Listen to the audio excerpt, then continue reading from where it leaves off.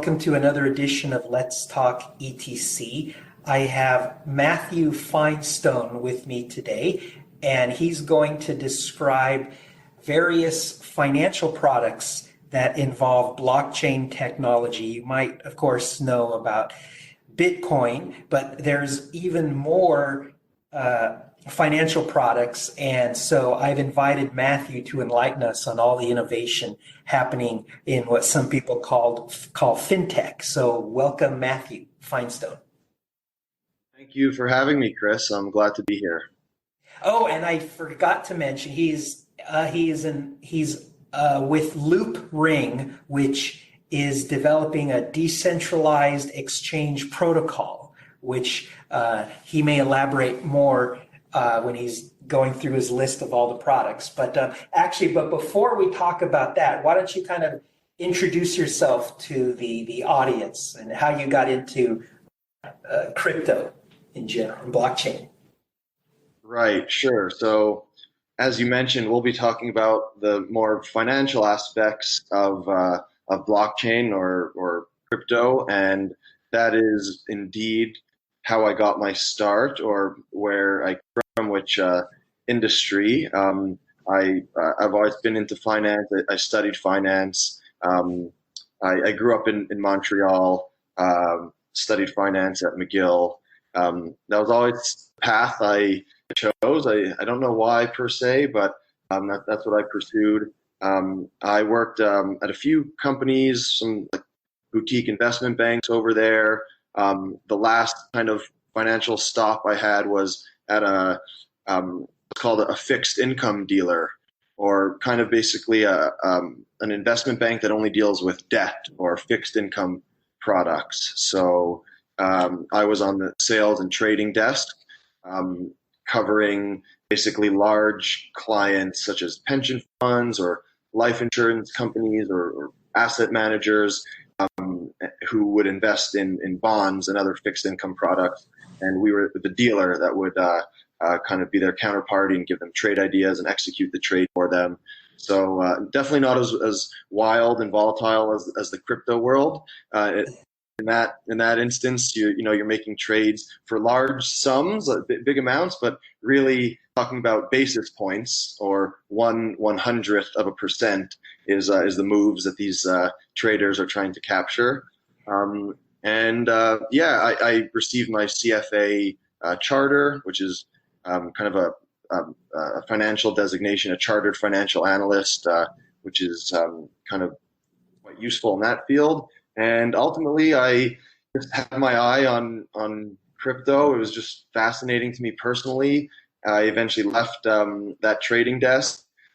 Didn't really jump into crypto full time. It was more just passively. I started writing actually for a Canadian exchange, which I really enjoyed doing. Writing kind of allowed me to learn and distill everything I was reading into hopefully readable content for them. And that's how I got started, I guess, kind of just really personal learning and then writing. And I came upon Loopring again out of personal discovery. I guess it kind of meshed with me because it is a financial protocol by design. It's a decentralized exchange protocol, so it concerns itself with market structure and enabling trading, which I was familiar with. So it was kind of, I had to learn all the technical stuff, of course, but and then I joined Loopring to help lead their business development efforts, and that's where I am. Now, I'm curious. So obviously, finance is interesting to a lot of people because maybe potentially you could make a lot of money in it. But was there other things that fascinated you about the whole finance industry that kept you in it for so long? Yeah, good question. It's funny, sometimes you just end up going along a path and you don't really evaluate. It's just what I was, I like numbers. I was somewhat numerate, definitely not like a math genius or anything, or I probably would have liked to go into mathematics or physics like yourself, I believe. But so I, the people that are decent with numbers stay in finance, perhaps, not the experts. And yeah, really, I guess I was money motivated. I wanted to be successful. It's not the most important thing to me, but I kind of view it as a freedom enabler, and then you can do what you want with it, whether that's a completely non-profit passion project or whatnot. But yeah, I guess it was just it was some love of the numeracy part, and just wanting to make a decent living. And I was always interested, I guess, in trading stocks and stuff like that. But there's no one kind of real North Star that drove me to it. I see. Yeah. And I have before we get into the fintech stuff, I did have one general question about your path, financial industry in general. So presumably the way free markets work is the more value you provide, the more bigger price you could charge for your product or service. And so you've got people in our economy, doctors, lawyers, engineers, and they get paid. Teachers, they get paid whatever they get paid. And then you have these people in the financial world that they're making these huge amounts of money, these bankers.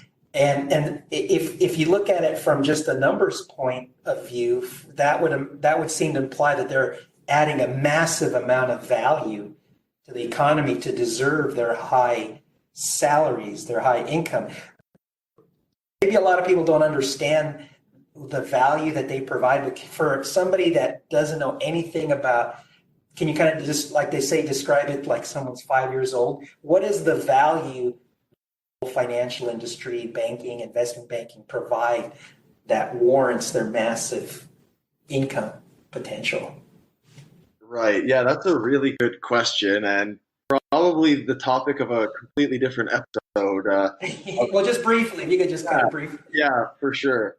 But the first thing I'll say is, and this is my cynical answer, I don't know if it maps exactly how you said, the value added from a teacher and a nurse and whatnot. Right. I don't know if it correlates exactly. I don't think everybody in the financial sector is adding the value that they might be able to kind of capture. But so that's the first thing. But I'd say it's more because we're around large numbers, or we're dealing with large sums. So fractions of so basis points, or 1/100th of a percent, or maybe even less, a tenth of a basis point. If you could kind of make a deal or facilitate some transaction just with the massive numbers, that could actually end up being large paydays. So maybe that's why it actually kind of big salaries happen, not necessarily the value. But as far as what they do, so that's how I'll preface this. But what the financial sector is supposed to do, and what it indeed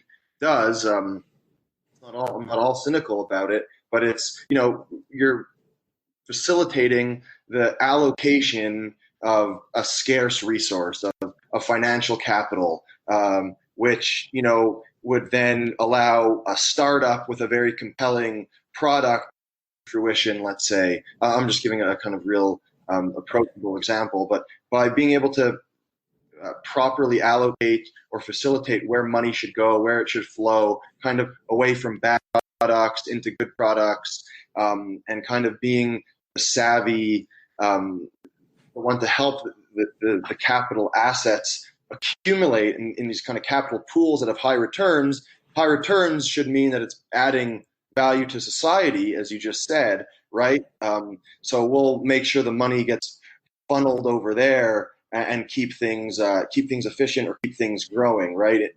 As opposed to a centrally planned economy, let's say, with a couple guys in a different. Well, now we're getting into like political economy, but as opposed to people, saying where it should go, you let the market decide, and that should be much more knowing and all encompassing. But of course, within finance, there's dozens, hundreds of roles, different capacities. But I'd say just facilitating the efficient allocation of capital is a pretty decent umbrella.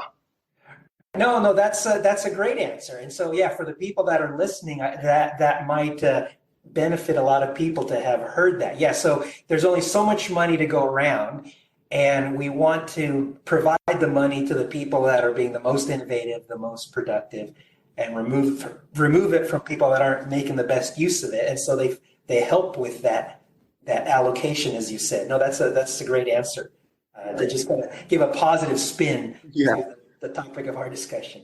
All right, great. So with that, so we know that the very first blockchain application was a payment application, Bitcoin, and so payments, fintech is obviously ripe for disruption from blockchain technology. So so what are some of the products, services that you're interested in that are on your radar that you've heard about?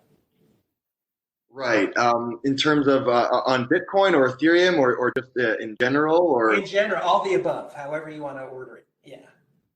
Right. So, I mean, as you say, we had Bitcoin. It's been around 10 years. I'm a big fan and highly respect it. And then Ethereum, was incepted, I guess almost exact or 5 years ago, and then the first block was about 4 years ago. And Ethereum has really kind of found its focus, or at least its current focus, in financial application.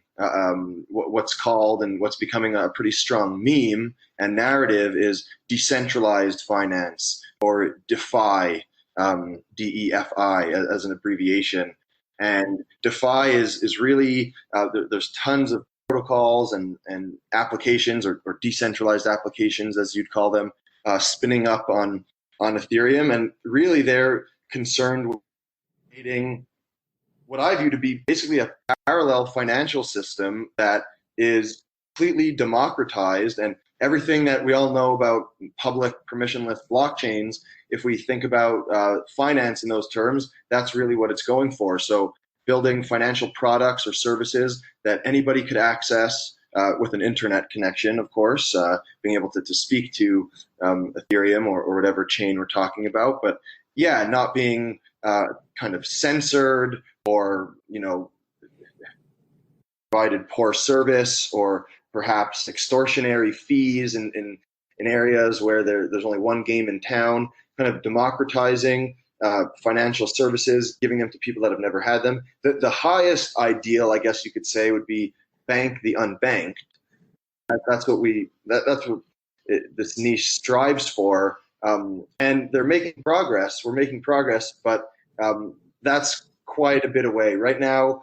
Innovation, going back to kind of our just general finance talk, innovation often happens in speculation and gambling, and even beyond gambling, other, not to call it a vice industry or anything like that, but things where maybe people are willing to take more risks. So of course, speculation, gambling, and a lot of these financial products are starting out as leverage tools or margin trading tools, and that, just as a bit of an explanation, that just means getting more exposure than you have dollars.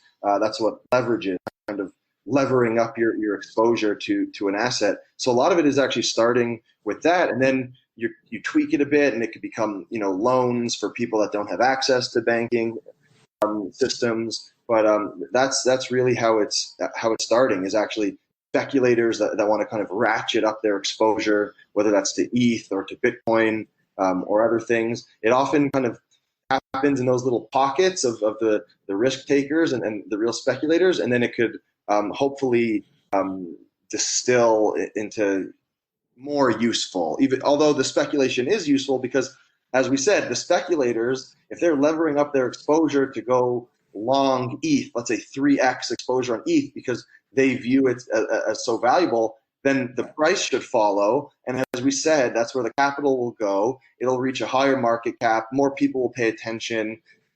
Traditional investors will get involved, and it'll kind of self-perpetuate into existence, because the speculators strapped on that extra risk and kind of, made it so.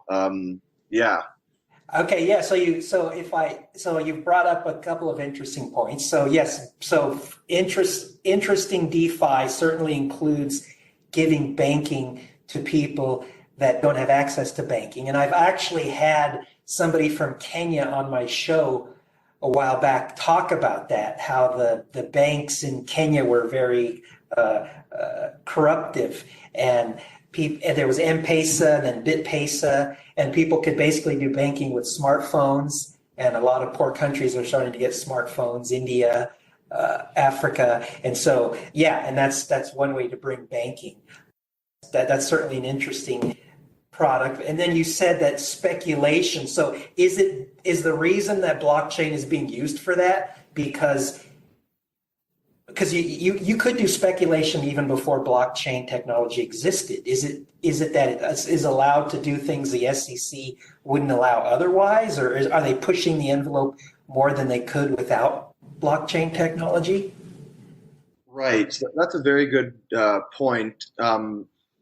First, let's say that like the first use case for the assets themselves, so Bitcoin or Ether, they've been mainly used for speculation itself. Forget like the blockchain platforms and the projects that are building on top. Let's just say who it's attracted first, and I'm sure you'd agree with me, besides, incredible photographers and the amazing technical advances, most people, they say, oh, I see Bitcoin is up to 20K. How could I get it? Yeah. You're absolutely correct. You're absolutely correct. A lot of the people aren't interested in the technology per se, but they're just interested in the appreciation in the price. Right. And I also thought it was interesting. You were talking about Ethereum, and then it also applies to Ethereum Classic, that if you ask somebody, okay, what is the service that Ethereum and Ethereum Classic provide and similar platforms that people are most interested in, what took off was these what are called ERC20 tokens, right?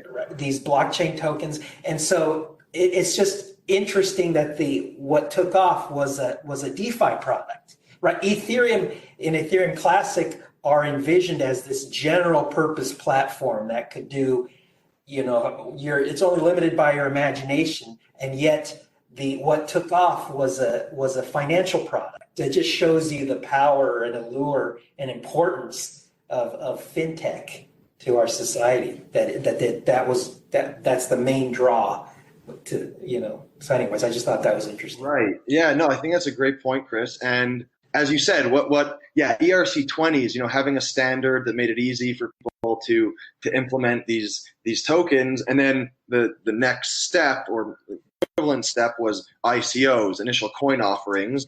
It's no coincidence that they take that name, or pretty much that name, from IPOs, initial public offerings, when private companies go public and they offer them their shares on the stock exchange and they become available to the public.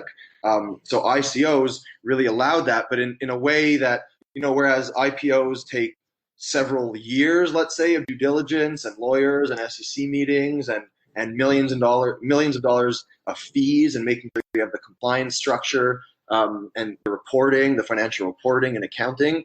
That's a process, right? Not everybody could IPO, and indeed that's why we see a lot of companies just outside of crypto staying private for longer and attracting capital just from massive venture funds or even sovereign funds. But the ICO was a financial innovation or quasi-innovation, or transplant from the real world to this new system where anybody could create this token. And what I call it, and other people call it, it's a capital formation tool. It allowed capital to pool and form in a new project represented by their new ERC20 token. And sure, that was the epitome of unbridled speculation. Let's say it got out of hand, but looking at the bright side, getting out of hand also brought attention and investors and skeptics that also kind of helped rein it in. So with everything, like the excess leads to some innovation, just like .com. There's often parallels. Humans repeat these cycles because everything may change, but our nature does not change. We're greedy, and we'll push the envelope until something breaks. ICOs, what really put Ethereum on the map in 2017, was a capital formation tool. And you may say, why did they get so popular? It was just easier. It was simple to raise capital, probably too easy. Or you write a white paper, you have you attach a token to it, and people could buy it with ETH really really easily. Now, of course, the market is more discerning, which is great. But yeah, you're absolutely right. Yeah, no, I'm going to talk about something that I'm very much not an expert at, but my reading was that so the initial, you mentioned initial public offerings, IPOs. So they were, of course, red hot in the 90s. And then when the dot-com crash happened, there was laws on the books that were added. I think the big one people mention is Sarbanes-Oxley, and the regulations pretty much killed the IPO market. It just made it extra difficult to have one. And so because of that, you had all this capital that couldn't quite invest in IPOs because there just weren't as many of them because of Sarbanes-Oxley. And so there was all this pent up desire to invest all this capital somewhere. And then ICOs came along, and they didn't have the same as IPOs, and so that kind of met that untapped need. And so now, and then ICOs, all the money, a lot of it went to there. But now, as you said, people are getting more discerning, and now my understanding is that the SEC is kind of starting to slowly look into it more and start to regulate it. And so it might just go the same path as IPOs, where it's going to become more difficult and to have ICOs, just like it's more difficult to have IPOs. And then I don't know what will happen after that, if somebody will invent another capital formation tool afterwards to bypass the SEC again or what. But does that ring true at all? Anything? Yeah, no, I think you're right on. The ICOs proliferated. They were, and again, I'm not an expert in any of this, and I'm not a lawyer or regulator, but to some extent, it was regulatory arbitrage. If we're calling a spade, a security is defined, and even though I'm Canadian, most of my knowledge pertains to the States, just because our neighbors to the south dominate the news cycle and economy. But a security, it has certain properties, and famously, it has this Howey test, which is kind of arcane, and it has or archaic, and it came about due to orange groves and decades ago. But what's a security? Somebody buys it, and they have an expectation of profit, mostly due to somebody else's work, like a third party's work.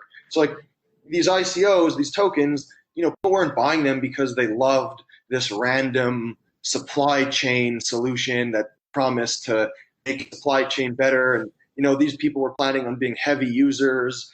They were gonna, right, whatever the token, said it would do. They did it because they thought it was gonna pump, right? Like in certain cases. And I don't mean to make sweeping statements, but we could be broad a little bit. But so that's what it was. So in a sense, it was this regulatory arbitrage. Companies, whereas they would have had to go to VCs with a real business plan and probably would have been rejected 100 times with their shoddy little business, now they could do something, put it out there and essentially raise money for securities, or in some senses securities. It was a form of regulatory arbitrage, and they could do this just online. And these ICOs were funded, like what the company would take in return for the company, in return for the tokens, was Ether. So Ether became like the funding currency of this capital formation. It wasn't Bitcoin, because Bitcoin didn't have this functionality, the smart contracts that could allow this. Ether, you create an Ether for this new token, and there you were. What now kind of stymied it a little bit is, sure, regulators are coming in. The SEC has drawn some guidance. I actually think they're doing a pretty decent job. A lot of people think that they're not. Some people think they're too slow, but I think the regulators are doing a decent job in delineating what can fly and what doesn't, and they're not being too heavy-handed, and they're making settlements. But it's only still been a handful of cases. So that's one mechanism, and now people and projects are indeed more fearful to trespass. They don't want to, poke the bear. But the other thing that has just that has leveled it out, and really the action it's barely a blip now compared to what it was in late 2017, is just, again, it's the market mechanism itself. It's saying, oh, these actually may not be as useful as we hoped, and we bought them because everyone else was going to buy them and they were going to pump. Now that's not the case. So, we said people are more discerning. So it's a mix of the market sorting things out, as it always does or should, and the regulator, the SEC, one of they have a few mandates, but one of the main one, and what most normal people care about, is their protection one.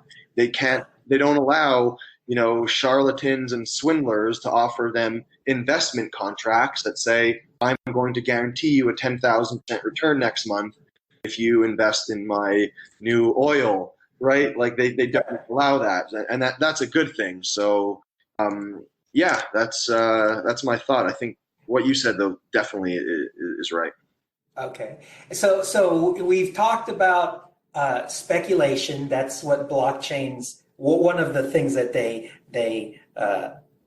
allow and provide the ability to speculate in the native currencies and in ERC20 tokens. We've also talked about lending products, bringing to the unbanked. Is there any other categories of products and services in DeFi that we haven't touched on, that you're excited about or interested in as well? Yeah, absolutely. So just to dig in a bit deeper on the Defy aspect, we barely scratched the surface, and we barely will. I'm sure that there's a lot to go to, but your listeners, hopefully we could provide some resources for them to learn some more. But as far as the lending, so we spoke, we said the ideal is to bank the unbanked. Really, though, what's happening now is it's quite hard to lend on the blockchain because you're lending to a pseudonymous address, right? Yeah. I'm lending to 0x4273, and I hope I get my Ether back, but that's not a good bet, right? I may have just lent them and they're gone. So a big problem of really tackling this is actually identity and reputation, right? You could go to your bank and get a loan because they know you and you have this track record and you have a job, you have an income, and you have these assets. And if worst comes to worst, they're going to, use the power of the law and come repossess some things and worse, right? Right. They know you. On the blockchain, we don't have that benefit. So a lot of the lending that happens now is what's called secured lending versus unsecured lending. Secured lending is like, when you get a mortgage and you put up your house, they have recourse to take that house, as opposed to unsecured might be if you get just a personal loan or a line of credit that isn't secured. So similarly, in blockchain land, we need secured loans because we don't know who that pseudonymous person is behind that address. So It's really what's popular now in DeFi is secured lending, or what's called over-collateralized borrowing. So I would have to, and here this is kind of the spec of something called MakerDAO, which is a really important and thus far successful project on Ethereum. MakerDAO, they are a borrowing and lending protocol, and a byproduct of the borrowing and lending is actually a stable coin called DAI, D-A-I, which is stable to $1, but not because it has $1 attached to it in some bank. Real world, which a lot of them are these days, as you may have seen, like the Tether model, let's say, which is a claim on a dollar in the real world. DAI, it kind of maintains its value through a different mechanism, which, and I won't dive into it because it's a different beast, but I need to put in, let's say, 200 Ether into a smart contract that is locked up to borrow 100 DAI, which is $100 effectively. Okay. So I put up that $200 worth of Ether, which let's say today is about 1 Ether. I put in 1 Ether to borrow $100, and I start paying my interest rate to it. And if I ever try to skip town and leave and I don't pay back this 100 DAI that I took out, well, my Ether is locked in that contract, and they're going to liquidate it on the public market, and they'll have $200 worth of value to cover my loss. Does that make sense to you? Yeah, no, that's interesting. Yeah, so you articulated some of the practical issues with lending, which I hadn't thought about, and then it's interesting that so for collateral they need something that's pegged to a fiat currency, and that's part of the what makes the practical the lending process work. And no, that's good. Yes. So, Right. okay. I'm curious, how does disputes, how are those dealt with if they do come up? Right. So that's where the really interesting stuff gets into it. And there's in MakerDAO's case, it's there's certain parameters that are coded in and actually voted upon by the community. But so specifically, you need to maintain 150% collateral to the value of your loan. So I said $200 in ETH value for every 100 DAI that I'm borrowing. In fact, that would be me being a bit prudent, because if Ether then were to drop to $150, like in the market, smart contracts read that. They're constantly, it's like an oracle that says, what is the price of dollars? What is the price of Ether in dollars? Oh, it's $150. The smart contract then kind of effectuates a process that then liquidates the Ether because it's getting too risky. Remember, they lent, like the protocol lent me $100. They want to be sure that they could get that $100 back. So that's why I need to be over collateralized, in this case, 150%. When it hits 149%, then a whole really elegant system comes into play where that Ether comes up for auction, and then people, these network actors called keepers will kind of bid on it because it's up for auction. If they could buy it at $148 and then sell it on the market for $149, then that's their job, right? They'll do that all day. They'll kind of buy it from like the liquidation house with the smart contract and sell it in the market. And that goes back to our point. What is the value of financial actors or the industry? Here you have somebody that's just self-serving, seeking profit, trying to buy something at 148 to sell it at 150. But by virtue of that, they keep this beautiful system in check, right? Yeah. So interesting. So there's all these secondary markets where you could buy tokens. So instead of buying it on, like, for example, Coinbase, you could buy it at a fire sale for some loan that's in default or whatever. I wouldn't have thought of that, but I guess, yeah, I can see how that would exist. Right, and it's really interesting. And you know what? MakerDAO launched kind of at the heights or near the heights of the mania, late 2017, I believe. I could be slightly off, but so it actually experienced, it's really battle tested in a great way. Ether went from, so MakerDAO launched, people started using it, and then the collateral, let's say they were maintaining that $200 collateral to be, somewhat prudent instead of, no one starts one of these loans at 150%, because then you might just liquidate the next second, right? So in practice, people do go higher, but then ETH fell off a cliff, right, from 1,400 to sub 100 over several months. But the system worked. Market forces and rational economic actors kept it in check, and the system never defaulted. Nobody that the system was never under collateralized. It always worked. So it really very cool. Yeah. Yeah. Now I'm personally. I mean, I would love to start a successful DeFi product or service, but there was all this money flying around my little smart contract that I created, I would personally be stressed all the time. I wouldn't want to lose people money or make a mistake. We've all heard of stories, right? Everything, all these exchanges have been hacked. And so I presumably they have a way to sleep at night, but that to me would be kind of, if I was running MakerDAO, that was what would be on my mind.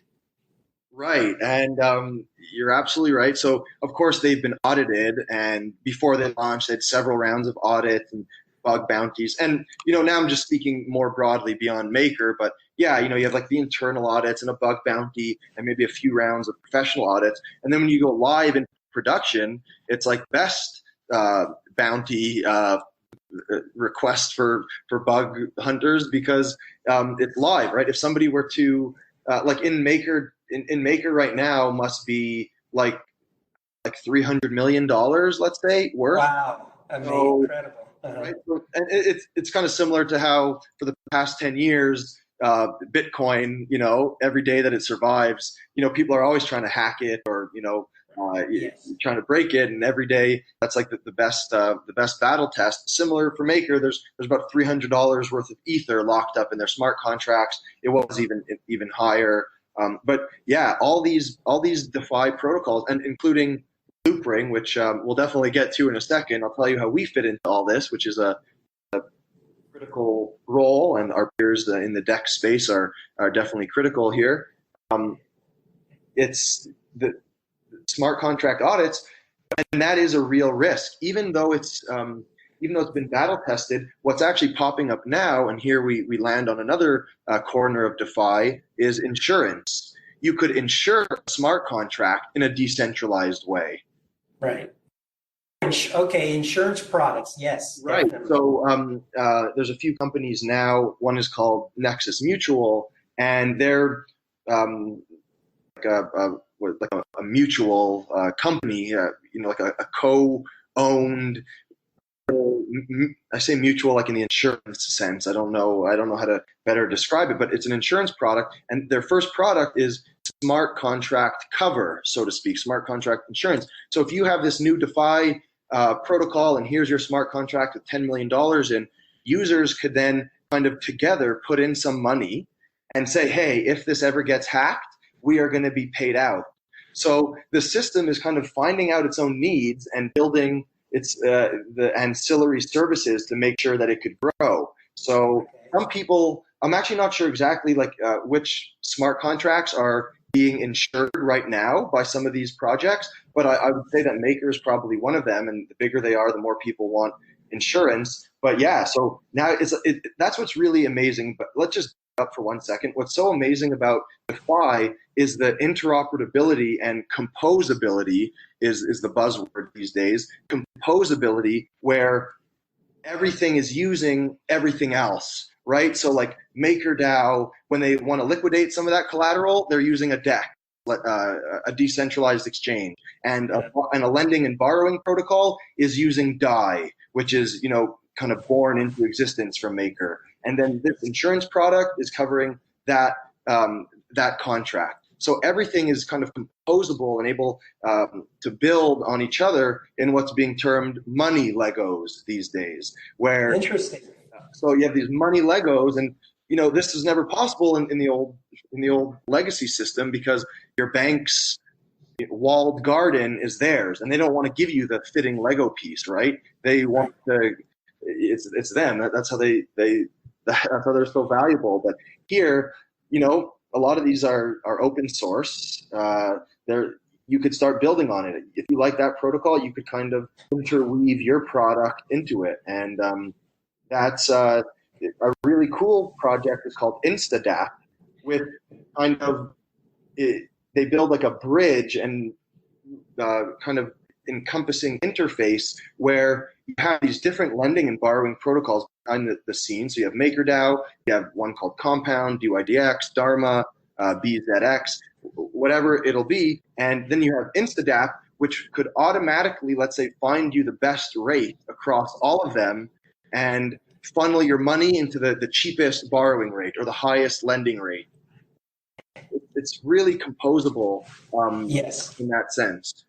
No, that's actually, I've mentioned that when I've taught blockchain classes in the past, that I think a lot of people have that vision of that platforms like Ethereum and Ethereum Classic will eventually create all these wonderful smart contract services. And yes, and then they can be, other smart contracts could use more and more existing smart contracts, and then you could, in time, right, we could make more and more sophisticated, like they call it with the distributed autonomous enterprises, basically make a Right. whole company on the blockchain with super sophisticated smart contracts, several of them working together. No, that's yeah, and that's easier to do on the blockchain, whereas like on the web, there's all these web services, but there's issues with that security, and everybody does it their own way. But on the blockchain, there's kind of a more uniform interface. So those are all good points. I hadn't thought of it. Exactly. Yeah. Yeah. So, okay. So why don't we'll talk now about decentralized exchanges. That's something that I've been interested in. Is that going to replace Coinbase, or how does that fit in? What is why are you excited about decentralized exchanges? Right. So that's a very good question, whether we'll replace the centralized exchanges. And you pretty much answered it yourself in your previous question. You said you would be nervous if you had such a successful smart contract that you'd feel you wouldn't be able to sleep. What's going on? In the same line of thinking, when my money is on Coinbase or Binance or Bittrex, of course, I'm not worried about a smart contract being buggy in this case. I'm worried, are they going to get hacked? Which Right. is that's the main concern. Are they going to get hacked? Or for the shadier exchanges, random exchange X, of which there's literally 1,000 and a dozen pop up every day because it's quite a lucrative business, or it could be if you succeed. Forget being hacked, because they are honeypots with other people's assets. Will they run away? Will they exit scam, so to speak? Right? Right. Here's my new Yeah. exchange. Everybody deposit your Bitcoin and Ether and altcoins and Ethereum Classic, and you're going to trade it here. And I realize I have $5.5 million of assets now. I'm out. Right. I was always a pseudonym anyways, let's say. Maybe I never even announced myself, and I have no reputational risk or maybe a personal level of threat for one of my scorned members. But you leave with the money. So there's exit scams, there's hacks, and again, the hacks are especially scary because exchanges are the biggest targets. They're the honeypots because that's where the assets are pooled. And Right. it's a risk because, of course, these are bearer instruments. These are bearer assets.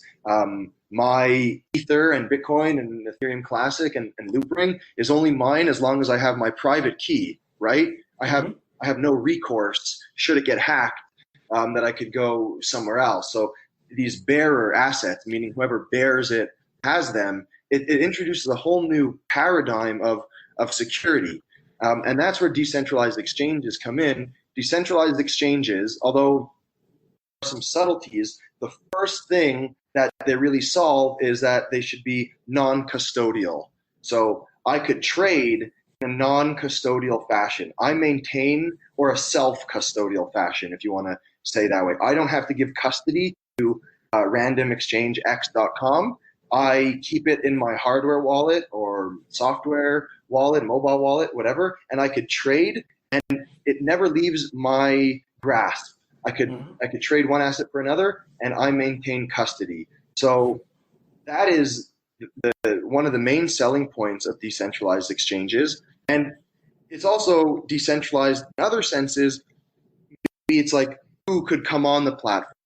Reasons we were saying before, bank the unbanked, etc. Maybe some exchanges don't serve this country or this region. A purely decentralized exchange might be accessible anywhere to anybody without requiring KYC or like that. So that's what decentralized exchanges facilitate. And the one thing I'll say, Chris, and you would know as well as anybody, is it doesn't make much sense to trade these new little miracle assets that we all are so enthralled with. Why do we not use the blockchain itself where these assets live to trade? Why are we depositing them into a different company's servers, centralized servers? Why don't we use the blockchain itself to trade them? Right. No, it makes a lot of sense. I mean, I can only speak personally. I'm not aware of a lot of decentralized exchanges, and maybe some people thought they didn't understand them. Maybe they thought that the decentralized exchange smart contracts were buggy, and maybe they think that using Coinbase, they have somebody that they could go and yell at if somebody makes a mistake at headquarters. But no, Right. yeah, go ahead. No, that's a really good point, and it's like a different risk model or trust model. Coinbase, to me, it's pretty trustworthy. I'm not a fanatic on the don't trust anybody point of view, right? That Coinbase, they have real reputational risk. It's really safe to say they're not exit scamming anybody. They have much more to lose.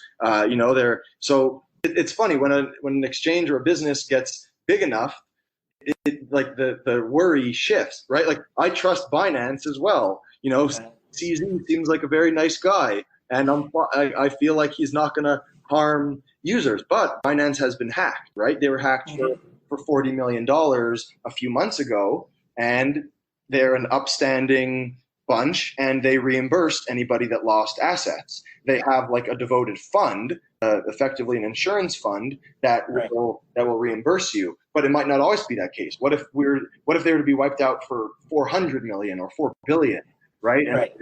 Then I'm out of luck. But so yeah, definitely the risk shifts from do I want to trust them or not? And really, it's quite a personal thing. Some people definitely don't want to maintain custody of their private keys. That, how scary is it when a newbie comes to crypto and say, hey, don't lose this piece of paper. This is your This is your backup seed. Never share it to anybody. Don't show it to your mother. It's crazy, right? You rather just put up this $5 billion company and log in with your good old email and password like you're used to for everything else. But there's also plenty. So there's people that will never want to maintain custody, but there's also, you have to believe, if you believe in crypto and this is going to be a thing for the rest of the time, or build a new financial system, then of course some folks will want to trade while maintaining custody of their own assets.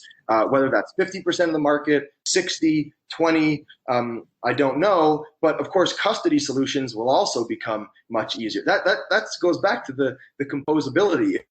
When there's like a wallet that has multi-signature, so it's mine and yours and somebody else's, and I need 2 out of 3 yeses before anything happens, then custody is a lot less scary. And correspondingly, DEXs are more usable because I'm not so worried to lose this piece of paper because my wallet where I trade from is more secure, let's say. So kind of everything is helping each other. But yeah, so you're absolutely right that like different custody models of outsourcing custody versus self-custody, it's different strokes for different folks, absolutely. But there's definitely going to be a big segment that wants to maintain it themselves. And by the way, the DEXs don't just offer this self-custody model. They also offer a lot of other benefits. For example, a world with 100,000 tokens, let's say. Right now there's several thousand. Imagine in a completely tokenized world, it's really hard for those tokens to get onto those centralized exchanges. How difficult is the process to be listed on Binance and Bittrex and Coinbase, right? It might require yes. Oh, yeah. You brought up a good point. Now, I've never tried to list on Coinbase, but I've been told that they extract quite a large fee. They don't just let anybody add a token, an ERC20 token, on these exchanges. That's part of their game, how they make money. And yes, so a decentralized exchange would be more willing to add tokens, and so it would in that sense it would be more democratic. That's a good point. Right, exactly. I won't speak to the specifics of Coinbase. I definitely don't know enough. Like our token, Loopring's token LRC is not listed there, or at least not yet. Perhaps one day, but for sure, it's kind of general knowledge, or at least perception, that exchanges extract a fee. So first of all, there's the fee, and a company just may not have those resources to pay the several 100,000 or above in Bitcoin or Ether or token consideration fee. There's also, Coinbase specifically, but other well-regarded platforms are also going to be quite choosy in who they let on there. They don't want to let on any token, because again, back to the regulation, they're not allowed to trade securities. These exchanges are not allowed to have users trade securities. They're allowed to trade these like digital commodities, let's call them, right? Which Bitcoin and Ether and Ethereum Classic are. What might be a security or kind of like a hand wavy thing that you're not sure about, even if you have the money to pay them $1 million in fees, they might say, hey, I'm not sure where you fall on this regulatory spectrum. I can't list you. That's the next thing. And in the more kind of nefarious way is, hey, okay, you're not a security. You have the $1 million, but you know what? I don't like you. I don't like your project. I don't like your face. So I'm not listing you, right? Right. It's that's the whole point of this Defy. It's, you can't not like me. I'm going to put my product out there, and it's open to anybody that could access the Ethereum chain. So so this, what's called like the long tail of assets. I believe in a world where there's going to be 100,000 ERC20 tokens, where DEXs could really shine. May not even be the non-custody component. It may be that DEXs are going to be the only venues and marketplaces where you could find this weird esoteric asset. Because there's certainly not going to be, esoteric assets on the biggest players. They're not going to take the regulatory risk. They're not going to take the due diligence. They're not going to have their compliance team look into it for a week. But you might have this long tail. And then you could even have these kind of specialized ones. Maybe my decentralized exchange only lists a certain type of esoteric niche of like video game related token, right? And everybody knows to go to Matthew's exchange because that's where the video game tokens are. So that's really where a big value proposition lies too. Just like, again, like a free tail of assets. I would guess that what would probably happen in the decentralized exchange space is there will probably be one that will be good and people will use it because they think it's good, and then there'll be more buyers and sellers on that platform, which will therefore attract more, and it'll be a virtuous cycle. And then the longer that it survives, right, just like you were talking about MakerDAO, the longest it survives and people try to hack it and it's able to hold its ground, then that will be, in a sense, the increased confidence that it does work. And so something like that will probably happen, and a decentralized exchange will probably grow and more people will start to be comfortable using it. Right. That's very true. And by the way, that's true with everything. You nailed it. Liquidity begets liquidity. It's the chicken and egg, right? Binance right now is so attractive because it has hundreds, not hundreds, but millions of real users. So a token, it wants to go there. Liquidity is definitely it's definitely a virtuous cycle. But what's interesting, actually, and this may kind of make this less true for decentralized exchanges. Remember, we said that everything has a common standard or is accessible. So on a decentralized exchange, or at least certain constructions, and after this, I'll just kind of briefly, if it's okay with you, discuss the different architectures possible in a DEX. Sure. Yeah, go ahead. Exchange, but the same thing that makes it so open actually makes a walled garden of liquidity not the same consideration in a decentralized blockchain world as Binance or Coinbase world. Because if there's a bunch of liquidity on this decentralized exchange and it just lives on Ethereum, that means a competitor may be able to tap into that liquidity because it's not cordoned off.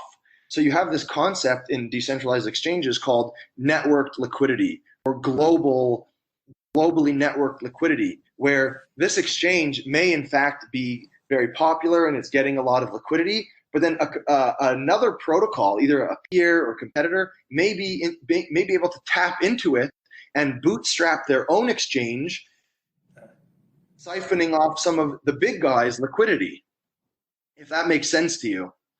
Now that confuses me, because if I just assumed that the decentralized exchanges, just like any business, they want to build a moat around their product or service so that they can kind of keep all the gold close by, close to their chest. But you're saying that these decentralized exchanges, they work together, that they compete, but then they also cooperate in some sense.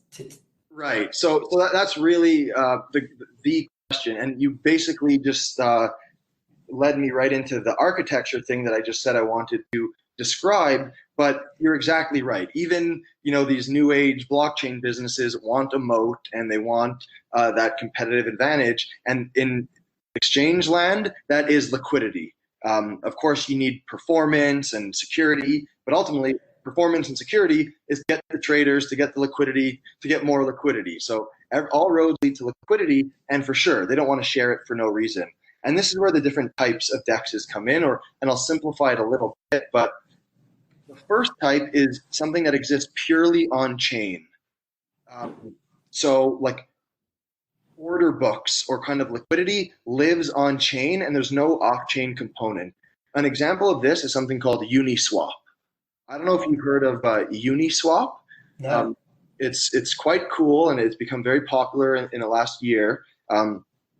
It was started by this guy Hayden Adams, and its beauty is that it's so simple. Basically, people deposit tokens into a common pool, and it's always like a pair. Everything is versus Ether in this case. So you have token A versus Ether.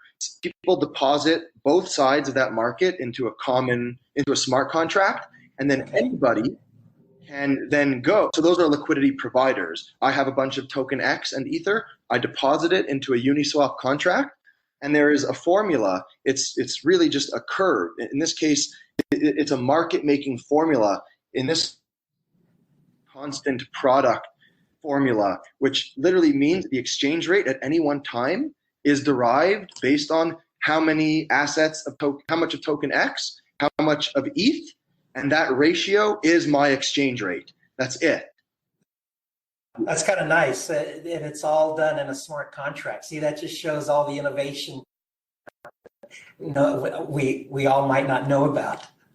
Exactly. So this is so literally the price that anybody pays is from this formula, which is X times Y equals K. It can't get more simple than that. So anybody that wants to come could immediately buy some of that token X, sell some of that token X, and the price is deterministic. And it's like you take it or leave it. And assuming that there's enough tokens that were provided by people in there, and by the way, they have an incentive to provide them because they'll get a little bit of the fee, in this case 0.3% of the trading fee that happens there. But so we call this a token, like a swap model, meaning I call this like a token store, or some people call it a swap. It means you go to the store, Chris, the Uniswap store, and you say, I want some token X. They say, here's the price, take it or leave it. I could offer you this many, and it's at this price. That's it. In this case, you didn't specify, as you normally do on the stock market, where you say, I want 100 shares of Apple at $100.02. That's an order book based model, which we'll get to in 1 second. But so Uniswap is just a swap model, and that lives on chain. And Uniswap built an interface that a UI that you could go and interact with it with. But other smart contracts could build like a level of smart contracts above it. I don't know why they would do this. I'm not smart enough, or I don't have this business idea, but somebody could make their smart contract that when a user interacts with my new exchange, I then speak to the Uniswap smart contract, and I fill an order there, and I pass it on to my user, and I add on an extra basis point of fee. Right. Do you know? Yeah, I know. I see what you're getting at. Yeah, you could make a front end that then uses on the back end all these exchange products and provide a. Yeah, no, I see what you're getting at. Right. So in this case, Uniswap's liquidity is open for anybody to take, but sure, if you take it, they're going to benefit because they get that 0.3% fee. And in this case, it's not they. why people love Uniswap is because it's really decentralized. Like it was just one guy or a couple of guys, and he built this simple contract, and everybody really rallied around it because it's kind of so true to the ethos. If I'm speaking for myself at least, then it was funded by like Ethereum Foundation grant. So it's really kind of pure in its kind of conception. But yeah, so they don't even take fees right now. And that's always an interesting problem in this space is how are they going to monetize? They could, of course, add on an extra fee that is specific to them, but who knows? People won't think that's very philosophically aligned with how they were born. But as you just said, somebody can make an interface, and what that could be called like contract fillable liquidity. Another smart contract could speak to the Uniswap smart contract to fill its orders. Right. And that's like a big building block here. But moving on, just sorry here to focus on that, but moving on is a similar model, which is like what Kyber does, which is also an on-chain liquidity provider. But in this case, instead of that simple formula of the constant product market making formula, you'll have people that could offer you tokens at whatever rate they want. So similarly, you go onto an interface, you want tokens, and it's going to be a market maker or a reserve manager that says, I'm offering you at this price, and it's settled on chain. That is also a swap mechanism or a token store mechanism. You're still not kind of really granularly specifying your orders. Now, to make the leap, just to kind of get to the thrust of this, then there's what Loopring concerns itself with, which is building order book-based exchanges, which are more common in the legacy world. NASDAQ and New York Stock Exchange and Toronto Stock Exchange, those have order books. And if you've traded on Binance, you've seen an order book, right? You've seen like a bunch of bids and a bunch of asks in like ascending or descending order, where you see, okay, there's somebody here willing to buy 10 token X's at this Ether price, and then somebody is a bit more expensive and a bit more, and it builds this order book. Okay. That is how traditionally a lot of that's how the financial market works in equities for sure, which more people are more familiar with. So order book based exchanges need to have very high throughput. Like in Uniswap, remember, I'm limited by Ethereum's throughput. If I want to transact, I can only do 2 or 3 of those trades. Like the whole system can only do 2 or 3 of those trades per second, let's say. But for me personally, I'm waiting 15 seconds for a block confirmation, right? Right. That's not very conducive to the professional trading community, where they need microsecond kind of latency, where the professional, or these days with high frequency traders and algo traders and professional market makers, they have these algorithms that place an order and then remove it very quickly. Place an order, remove it. They're constantly making markets, kind of taking both sides of the market. They need instant millisecond latency. And that's what Loopring tries to build. We try to build an order book based exchange, so kind of to approximate the feeling of a Binance or a Coinbase, but without having custody, with the trades actually settling on the blockchain. And so you do, I'm guessing you're going to say that you do some off-chain because you could be faster off-chain, but then you eventually settle on-chain. Is that correct? Right. So you're exactly right. I could tell you're an expert. If you just realized that in that one sentence, then that's impressive. Well, no, the reason that with me was because that reminds me of Lightning Networks, Raiden. That's what they do, is they do things off-chain much faster than they eventually settle on the blockchain. So it would make sense that then somebody like Loopring would or other companies would take that idea and run with it. Exactly. So that's exactly right, Chris. And so we've been around for 2 years, pretty much exactly. And we are now about to launch version 3 of Loopring. But we've always conformed to the principle you just said. Do as much as possible off-chain for the mission critical component, which is the actual settlement tokens, moving my wallet to your wallet and vice versa. So everything else, the actual order placement and canceling and matching has always happened off-chain for us. But and yeah, so we call that kind of like a hybrid architecture. That's like what the DEX space would call it, where you're doing a bunch of things off-chain. So order books are hosted off-chain. They're matched by a matching engine, just like the real world, off-chain. And then when the matching engine has a match, they submit that to the Loopring protocol smart contract, which dictates, oh, yeah, that's a match. It works. And now they swap the tokens from wallet to wallet. Remember, the assets don't live on the exchange. They live in your wallet, in the user wallet. So that was version 1, even version 2 of Loopring.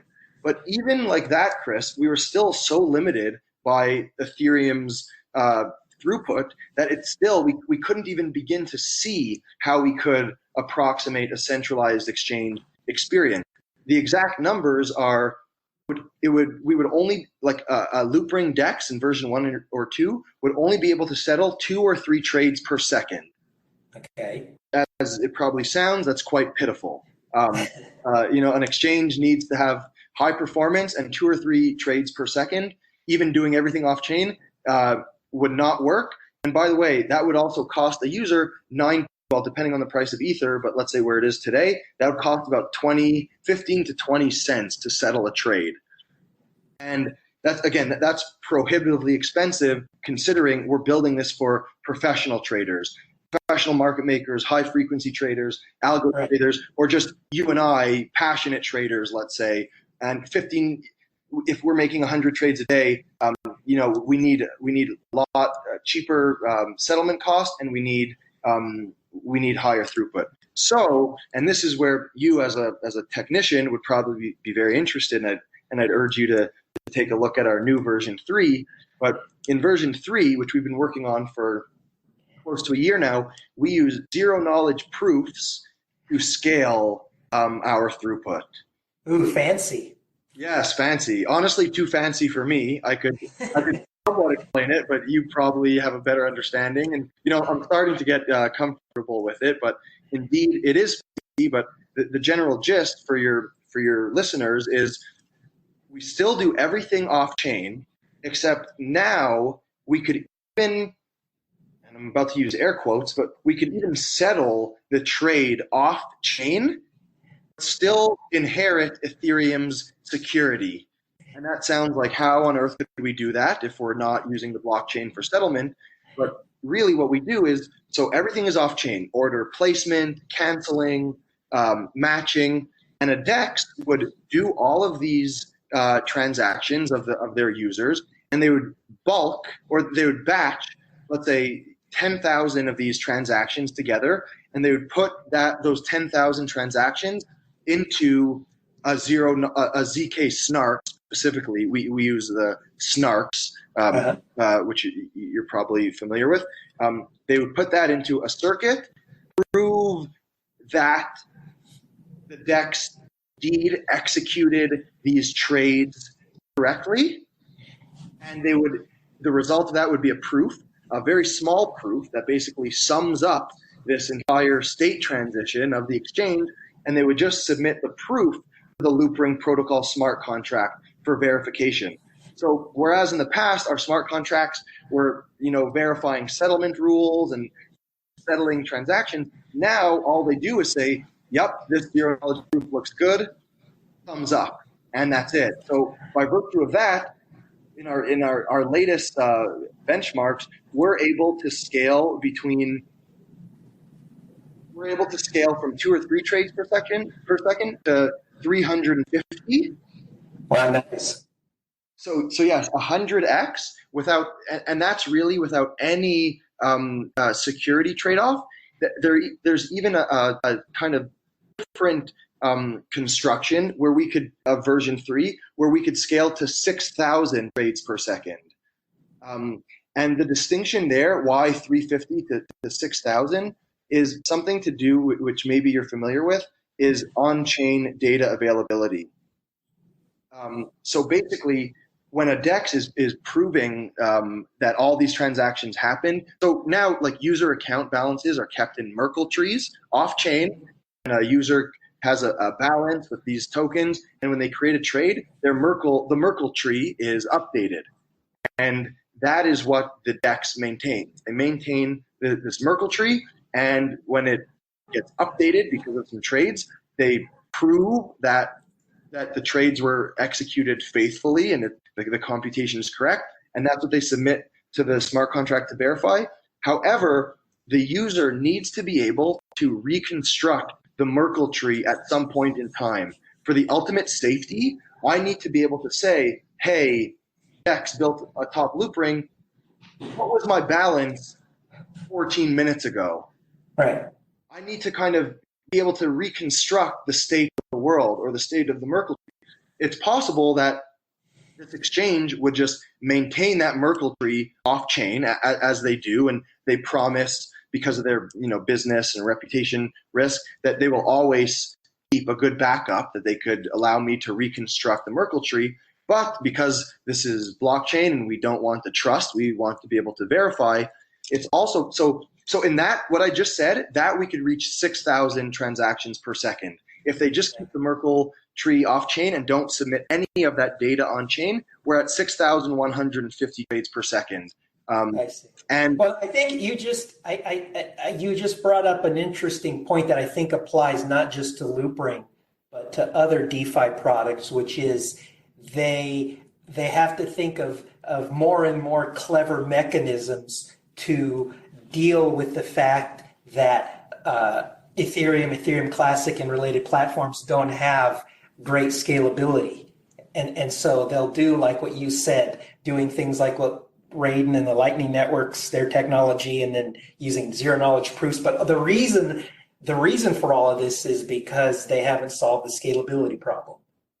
Exactly right. These are all what you would bucket as second layer or layer two scaling solutions. Right. And right, you're talking about Raiden. So like, some of the solutions at layer two are, so state channels. Side chains. Yeah, that's right. Exactly. Side chains, state channels, payment channels. So all those are alternatives that we looked at very deeply, but we believe that zero knowledge proofs offer the best solution for us. We don't have to, like, all of those things have some, quirky solutions where, like, you might have to use like a centralized arbitrator who says like, oh, what was the exit game in that?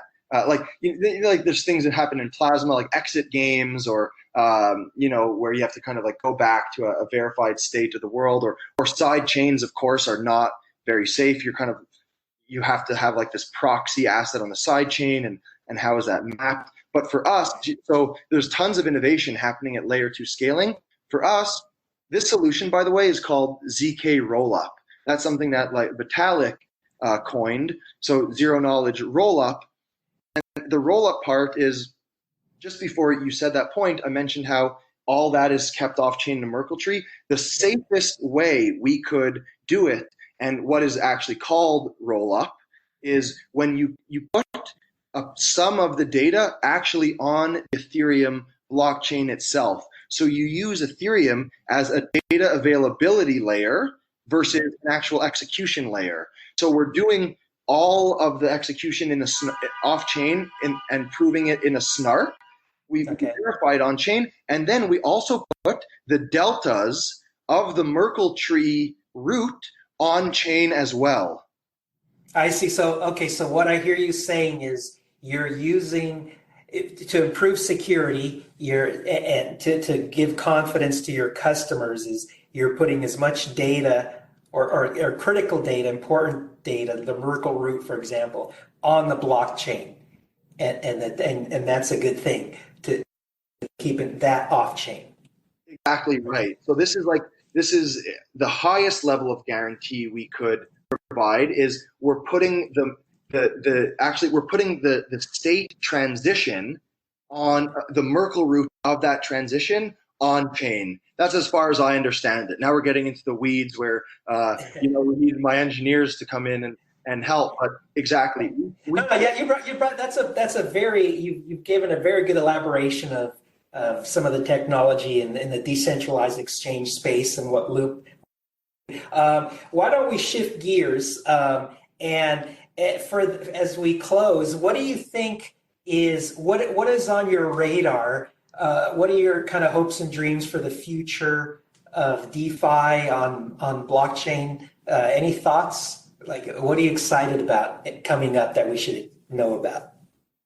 Right. So I'm really enthused and optimistic about Defy. I think it's really become one of the driving narratives of Ethereum, and hopefully, I need to learn more about Ethereum Classic and what the projects are going on there, and maybe You should. this is where you could help me. We'll have a offline chat where you can tell me what's going on there. But it's funny. DeFi is definitely attractive.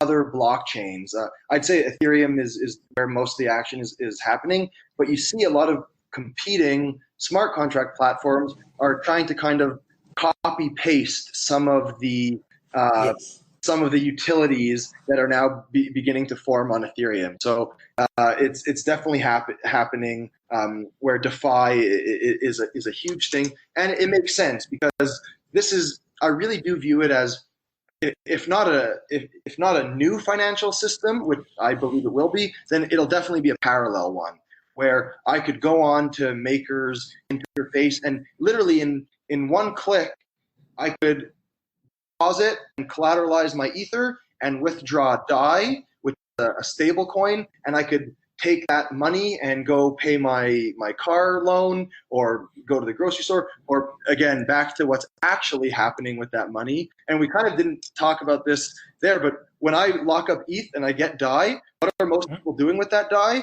They're buying more Ether. Okay. That's what I mentioned. It's really for leverage. I see.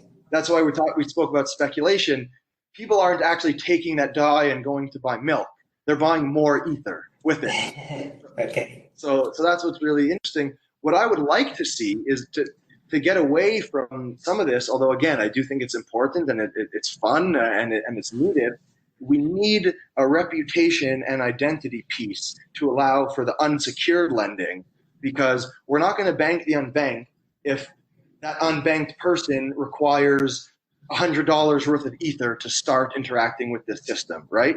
Mm-hmm. They need to be able to onboard on their mobile phone and get an unsecured loan via some reputation system. That is, I think, the next. I don't know if it's the next shoe to drop, but it's the next big thing I'm looking forward to, where you could kind of have the unsecured component of the lending and borrowing. I think that'll open it up to millions, if not hundreds of millions of more people versus just the kind of the speculators. And by the way, all of this, even though it sounds like this is so well formed, and you could see there's hundreds of DeFi products. I would suggest your listeners to go on maybe to defycrime.com, which kind of lists all the different categories and projects. But it's really nascent. The people. Wait, did you say, is that DeFi crime like CRIME? Oh no, sorry, prime, like a prime number. Okay, that sounds better. Yeah. Thank you for clarifying there. It's really still so nascent. As a proxy for how many people are using these, the number of people that are using DEXs, like the number of unique addresses per week, are about like 1,000 people for some of 1,000 addresses. We don't even know if those are unique individuals. Could be 5 people. We don't know how that maps, but we're talking about 1,000 people using Uni Swap has and Uni Swap is like a very popular one now. There's 1,000 traders, unique addresses there a week. We're talking such a small group of people. Imagine when this gets bigger. And by the way, one of the most popular metric to look at in DeFi, or one of my favorite ones, is how much ETH is locked up in DeFi. That's how it's measured. It's not in like market cap necessarily, because a lot of these projects, by the way, don't have their own tokens. They just work. They don't have a token. look at how much Ethereum is locked up as collateral in that protocol. So, as I said, how much value is locked up right now? About $500 million, or about 2.3 million Ether, which represents about 2% of all ETH supply is currently locked in to some sort of DeFi protocol. Right. Yeah, about. So it's growing. So you're saying DeFi is growing and it has a lot more room to grow. Exactly. I think it has so much more room to grow, but it's already at an impressive level. 2% of all Ether is locked up in a DeFi application right now, with 60% of that being Maker. That's kind of, how people talk about Bitcoin dominance in like terms of market cap, how much Bitcoin is as a proportion of the entire space. Maker similarly occupies a dominant position. So people look at Maker dominance, which is 60%. But what's actually very compelling right now is that Maker dominance is going down as competitors are iterating, and you have other ones taking a bigger share. But Maker is indeed still the biggest, and it is systemically important. But it's growing. It still has so much more to go. And I think besides the reputation and identity, I really like the insurance use case.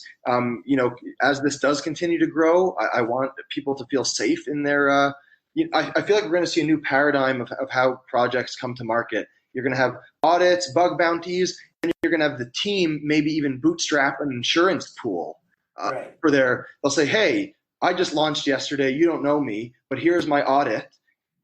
Just in case something happens, I'm putting in, $1 million should we get hacked." Right. And, if it does get hacked, the people get paid out in a trustless fashion.